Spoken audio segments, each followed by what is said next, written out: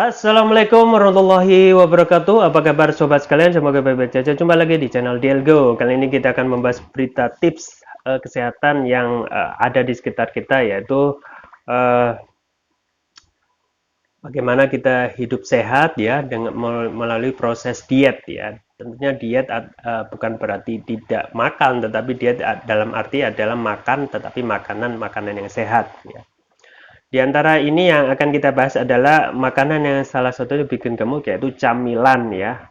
Ada 7 macam camilan yang sangat tidak direkomendasikan ya, atau not recommended untuk yang bisa otomatis bisa membuyarkan program kita untuk diet ya, tetapi di lain pihak juga bisa menghambat penurunan berat badan ya.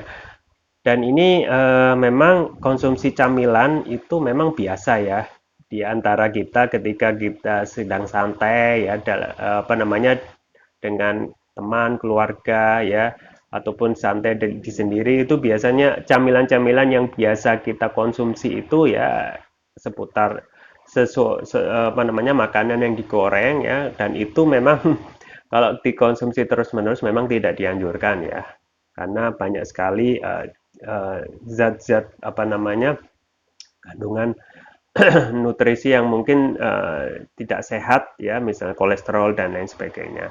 Nah, sekarang tips yang kita akan sampaikan adalah 7 camilan yang bikin gemuk ya dan menghambat penurunan berat badan ya.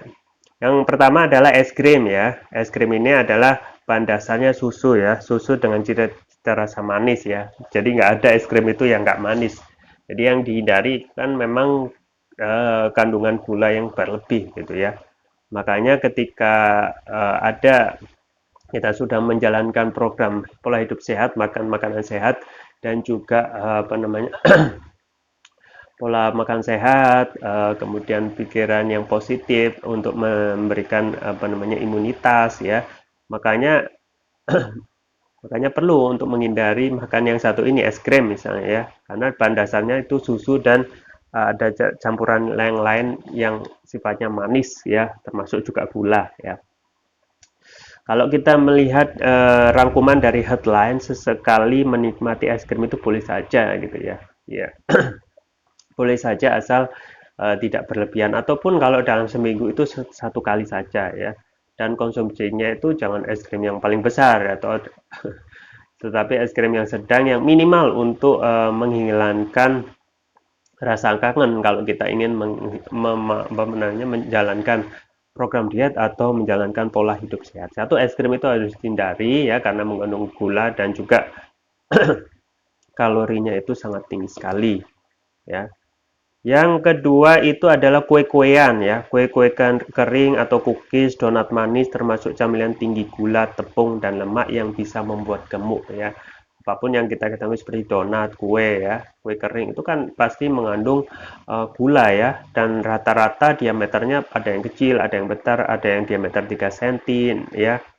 Kemudian memiliki rata-rata ya 140 kalori ya. Coba bayangkan. Nah, ini kalau kita konsumsi terus-menerus yang dan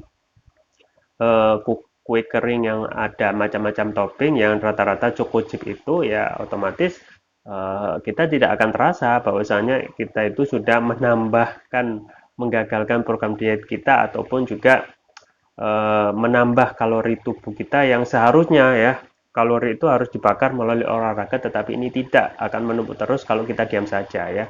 Banyak kue-kue keringan, kue-kue kering seperti cookies ya, donat manis itu ya bolehlah satu seminggu ya, tetapi jangan sampai sering-sering ya.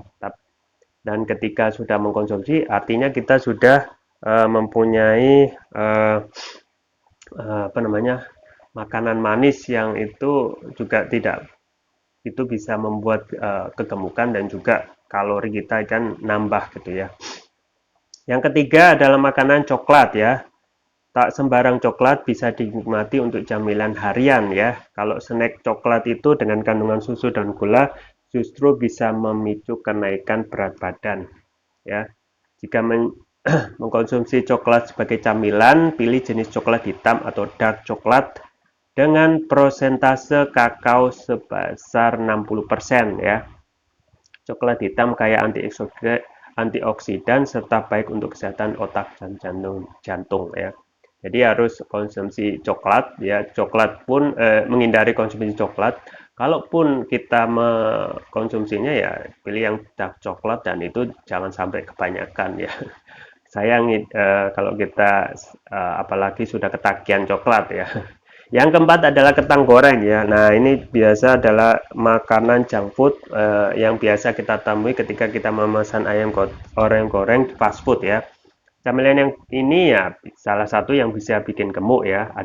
Kentang goreng dengan deep frying ya, dengan jumlah minyak yang banyak ya. Itu sebagian besar dijual itu memang memiliki tingkat lemak dan garam yang sangat tinggi ya. Bahkan kedua bahan tersebut sangat beresiko meningkatkan rasa ingin makan berlebihan ya. Kalau kita makan kentang goreng atau french fries gitu kan rasanya kan manis, apa namanya, rasanya gurih, enak, dan kalau dicocol dengan saus tomat itu pengennya makan terus gitu. Nah, itulah eh, yang dalam tanda kutip menipu ya. Enak tetapi kandungan kalorinya itu luar biasa besar dan otomatis akan menggagalkan proses diet kita atau pola hidup apa namanya pola makan sehat kita ya.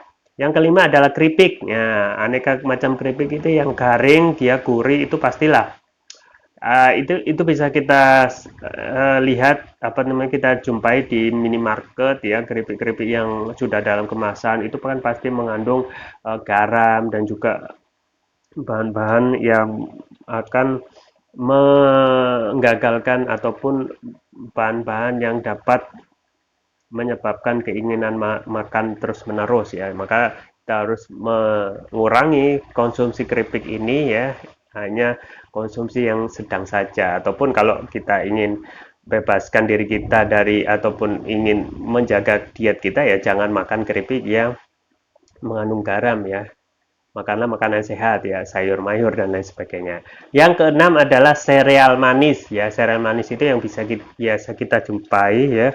Sereal manis dari gandum yang rasanya manis gitu ya. Yang sama manis dan biasanya dicampur oleh susu. Dicampur oleh susu. Nah, ini ingat kembali bahwasanya rasa yang manis itu pastilah mengandung gula dan itu tidak baik untuk tubuh ya. Makanya yang paling baik adalah mengganti sereal manis itu dengan mengganti makanan yang gandum utuh gitu ya. Gandum utuh yang biasa seperti oatmeal itu solusinya kalau kita sudah ketagihan sereal manis kita ganti dengan gandum utuh atau oatmeal ya. Yang terakhir adalah aneka junk food ya. Apa saja itu banyak.